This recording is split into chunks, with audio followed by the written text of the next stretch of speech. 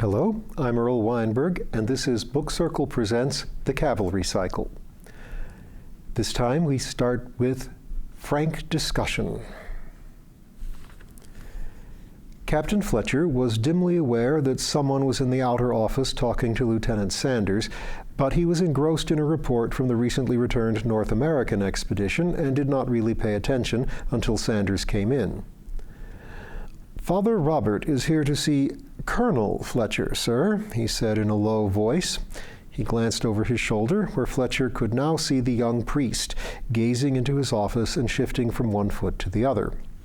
Clearly, Sanders would have liked a little more privacy in which to prepare Fletcher, but that would have required moving the rest of his Palomino body through the door and then shutting it, a lengthy and conspicuous bit of business.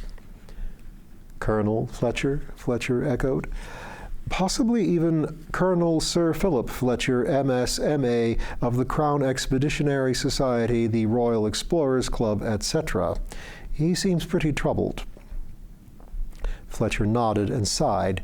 He had noticed, and had pointed out to Sanders, that Father Robert, when stressed, took great care with people's titles. Use of Fletcher's highest official rank would be an index of how badly he wanted whatever he wanted. "Certainly," he said aloud. "Send him in." Sanders backed out and waved in Father Robert Monsey, chaplain of the Upham Cavalry Base. "Father," Fletcher greeted him, make yourself comfortable." There was no chair before Fletcher's desk, but rather an 8-foot-long mat. There was a chair in the corner, but this was little used. Most of the people who sat before Fletcher were his students, who could no more use a chair than could Fletcher. Their hoof prints left the mat rather dusty, but Father Robert, after a brief glance at the chair, just said "thank you" and sat down cross-legged. He looked anxiously at Fletcher. At the moment, the colonel bore no signs of rank. He was a vigorous old man with white hair and beard, presently in one of the ruddy brown T-shirts that served the dedicated cavalry as fatigues, because a haulage class was coming up. Below the T-shirt was the body of a dun horse, fawn with dark brown legs, tail, and spinal stripe. Traces of the brown lingered in Fletcher's beard. Despite being seated, Fletcher was about a foot taller than Father Robert. It would have been worse if they had been standing. Fletcher saw a young man of slim build with the dark hair and olive skin of North Africa that many Grand Normans had. He wore a regular standard cavalry duty uniform with chaplain insignia. As a further clarification of his standing, he wore a pin on the jacket in the form of the fleur-de-lis cross of the Avenese Catholic Church. He shifted uneasily where he sat. "Thank you for seeing me, Colonel," he said. Noting Fletcher's fleeting smile, he asked, "Is Colonel correct?" "Certainly. I'm just used to captain. After all, at the moment, I only have 7 people in my command. Captain is even a bit inflated for a training position, but it's traditional." "Well, you are training elite troops," Father Robert offered back. "How do you wish to be addressed, sir?" "Captain," said Fletcher firmly. "Now, what can I do for you?"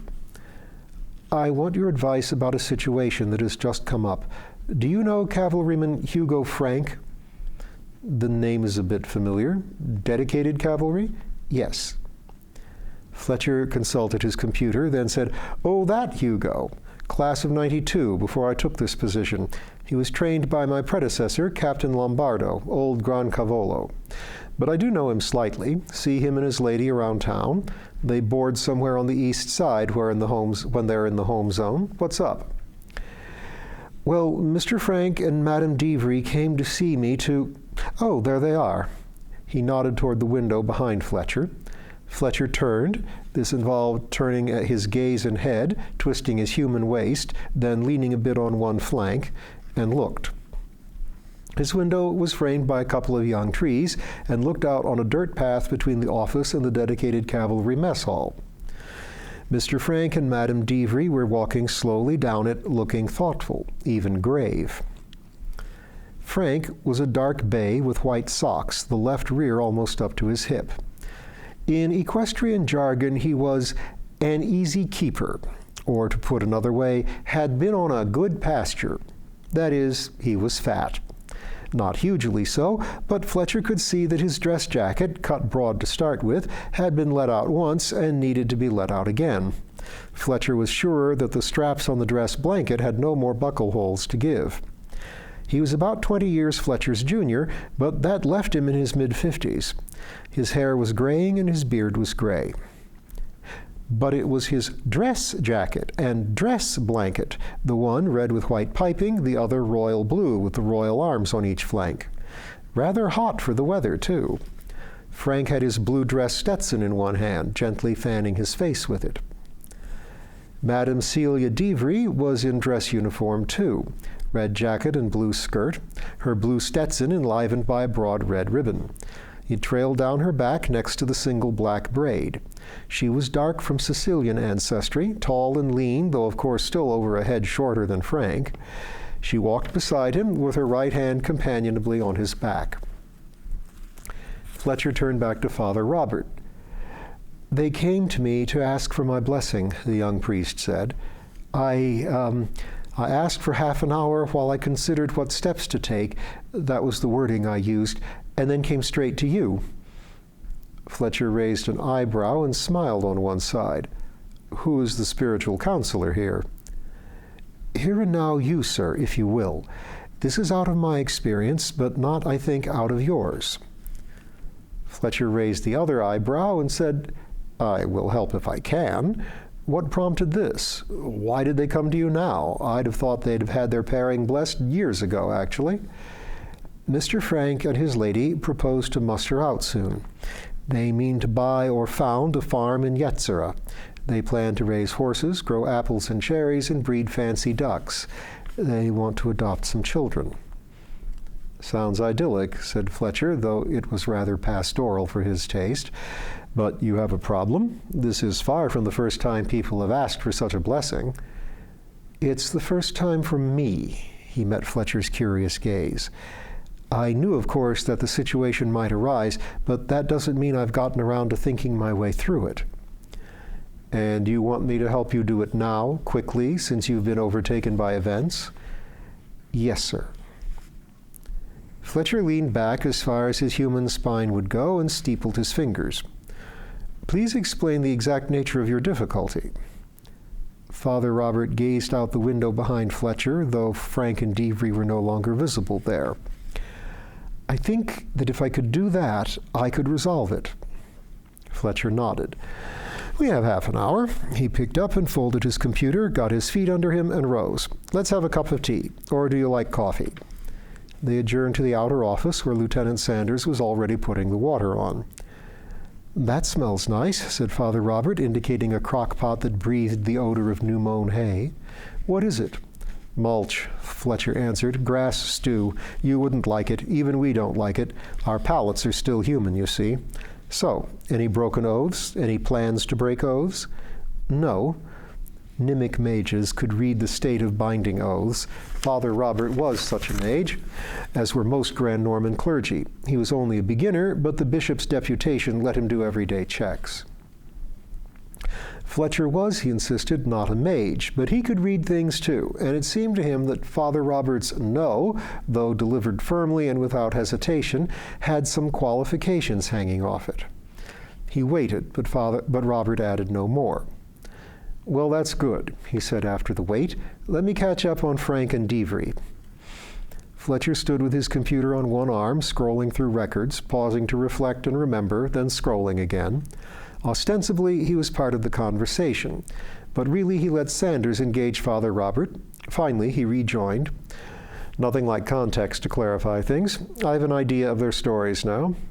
Frank did his Crown service in the infantry, then did land transport as his first career, trucker, running sundered goods through the Mond Minor. Married at 22, widowed at 28. No children, but parents living and plenty of nieces and nephews and younger cousins. Enlisted at 29, graduated at 30. He turned the computer around and displayed the graduation picture of Frank's class. 7 young centaurs in 2 rows, 4 standing in back, 3 crouching uncomfortably in front, but all smiling, all in dress uniform. Frank was clearly the oldest of the class, but his hair was dark, his jacket fit, and his smile was as eager as the rest. While pulling the records together, Fletcher had been dredging his memory for his occasional social encounters with Frank and Cavalry. I think that after his wife's death, he decided marriage was in his past. He may have felt the best use of his life was to support his family. The dedicated cavalry paid you well for muddling your species in the Crown's service. He had chunks of his salary sent directly to various family accounts. He went back to land transport, haulage, motor mechanic, and construction. Some noticeable fraction of our out-zone infrastructure has his handprints on it. Helped build the fort at Cavalry and fought in the siege. Has 3 medals for bravery. Saw combat 4 times on support runs to Fort Ratatosk. Fletcher broke off, smiling. I remember him cursing fit to curdle the whiskey down at the Bow and Sabre last time he was sent to Ratatosk. Not his favorite place by now. But nothing happened. He looked back at the screen. Magic, not a lot. Good spell sniffer, a bit of finding, some percussive maintenance. Which is why, Sanders put in, I've heard folk at the motor pool say, have Frank come kick it. Fletcher poked the computer again. Cavalry joined the cavalry at 18. Another big family, no marriage. Wanderlust and a love for horses, from what I recall of chance remarks I've heard from her. That worked out for her. She's seen the Yggdrasil Reach, the Road to the Sun, the Ithil Reach, the American Southwest, the Australian Outback, all from a saddle. Has led sorties and guarded camps and caravans as senior officer. Decorated 5 times for bravery. Has taught marksmanship classes and is in fact a gun mage, somewhat generally receptant. And admits it, Sanders muttered. Was also at the Cavalry siege and decorated. Huh. Fletcher gazed at the ceiling. I bet that's where they met. Victory celebration, in a line with all the other honorees. Later, chatting on the fortress walls to get out of the crowd, discover a mutual fondness for polo, admire each other's senses of humor, that sort of thing. Wonder if he felt he'd picked the wrong cavalry. Father Robert looked his puzzlement at Fletcher, who was apparently still watching a party in another year and zone. I'd take the bet, Sanders murmured to him, about how they met. Looks like he's on a roll. Fletcher scrolled on. She's never had him in her command, which was smart. Lots of requests from both for specific assignments. If I stopped to look, I bet I'd find they were trying to go on the same expeditions. Always a hassle across services. They do manage to take leave together most of the time. When they do, they practice domesticity at their boarding house and passionately follow the polo teams. And he laments that he's the opposite of a polo pony and vents by playing around with a soccer ball and a mallet with grandnieces and nephews on his back when they visit. Is that in his record? Father Robert asked. I'm just guessing. Guessing, he calls it, Father Fletcher murmured. Guessing, he calls it, Sanders muttered for Robert's ears alone. If Fletcher heard, he affected not to, but he added, I have seen them playing, him and the children, against her on her horse. So now I suppose they're feeling they've had enough exploring and want to settle down together, he said in the faintly dubious tones of someone who has been running expeditions for half a century and still wasn't tired of them. What, he wondered, was luring them away from that? He saw Cavalry in jeans and a short-sleeved blouse walking toward him, holding the hand of a young boy he knew to be a visiting grandnephew. Behind her lumbered Frank, emerging from an orchard, passing a red pickup truck that had been heavily modified to be driven by someone big lying down in the truck bed. On his back rode a little girl, grinning brilliantly. His face was shaded by an old duty Stetson. His beard was a little grayer. The polo team T-shirt looked painted on, but he was perhaps a bit thinner. He smiled and held out his hand to Fletcher. Sanders was answering his last remark with a rhyme. I've sailed on the Black Sea, the Red Sea, and the Blue, but I'm tired of all these colors, dear, so I'm coming home to you." The doggerel brought Fletcher back to the here and now. Something like that, he agreed. He now knew, been gazing blankly, and saw Sanders was in turn realizing his captain had been elsewhere. He gave Fletcher a curious look, but satisfaction would have to wait. He folded the computer and put it down. "So that's them." "A bit of an unusual pairing," Sanders commented. "She's something of an ace, and he's, well, just a slogger," said Fletcher. "We always hope, when we add horsehood to manhood, that we'll get something of a quadrupedal superhero, but that's just hope. Still, give sloggers their due. They keep the world ticking, and most of us are sloggers most of the time. He's done an awful lot of work for the Crown, and though I don't know him well, I think he's a decent, good-natured slogger, and anyone might appreciate that. So she loves him, and he loves her, and love will find a way, certainly around so slight a thing as a law." One of Fletcher's more useful abilities was being able to hear other people's pennies drop. He realized Father Robert had just realized something, so he waited. Father Robert shifted unhappily on his feet again, stared briefly out the window, then said, "I think that's it. It is against the law for you to marry," he said, gazing at the floor as he did so, "and they are working so hard to get around that. A ceremony, vows, a household. It's obeying the letter of the law but flouting the spirit." He looked up at the two monsters towering over him and added, I don't mean to be offensive." They smiled. "Offensive," said Sanders, "is being told they'll cut your arms off if they catch you to make a proper horse of you." "Offensive," Fletcher added, "is being told you should be sawed apart and the halves buried in separate graves, both unconsecrated." "Oh," said Father Robert, "and you've both—" He didn't finish. They continued smiling. After all, they'd gotten away. Well, I'm glad I've signed up for an expedition now, even if it's just as a trainee," he said, half to himself. "I need to share the risks to have any proper moral standing with a flock like this."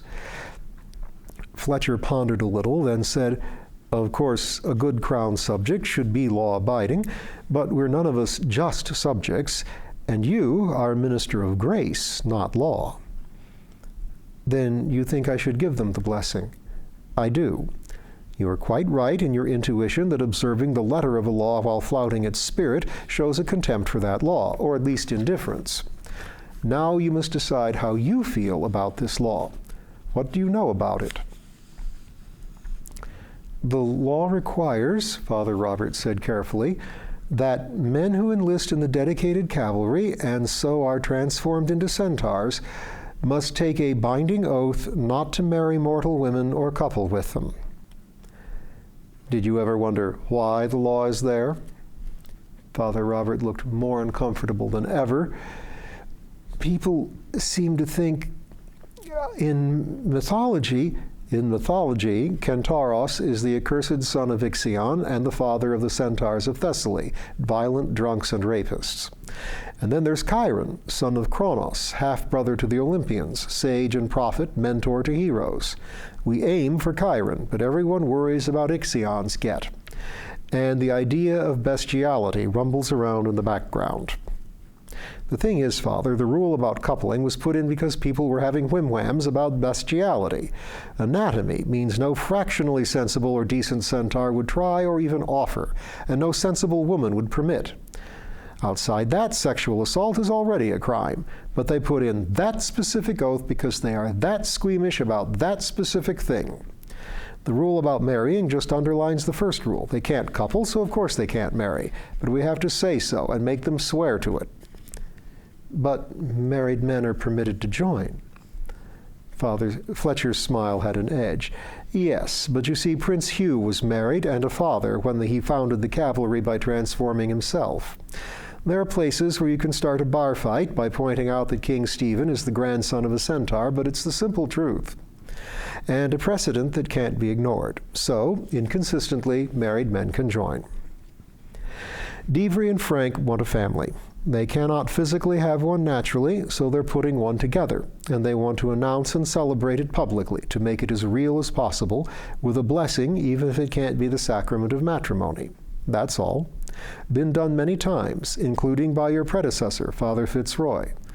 His last one, just before you came, was a nice ceremony for Ellen Barry and Don Venables, with dancing in the street in front of St. Martin's. He thought back to his snatch of vision. As for Divry and Frank, their subsequent behavior will be just the same whatever you do. If you refuse them, they will be annoyed and sad, then go find a cleric who'll do it. I understand the Celtic Church is pretty easygoing about this. It amounts to deciding if this is against your principles, and if those principles are worth making the three of you feel bad about their request, one way or another. Father Robert shook his head slightly and started to say something. Then he looked at the window, and the other two became aware of a slow clop of hooves. A glance showed Frank and Divry coming by again. Clearly, they were meandering the base until the half hour was up. Father Robert went to the window, opened it, and called, "I've been consulting with Captain Fletcher, and he says Ellen Barry and Don Venables had a very nice ceremony last year. Would you like one like that?" More about the cavalry next time.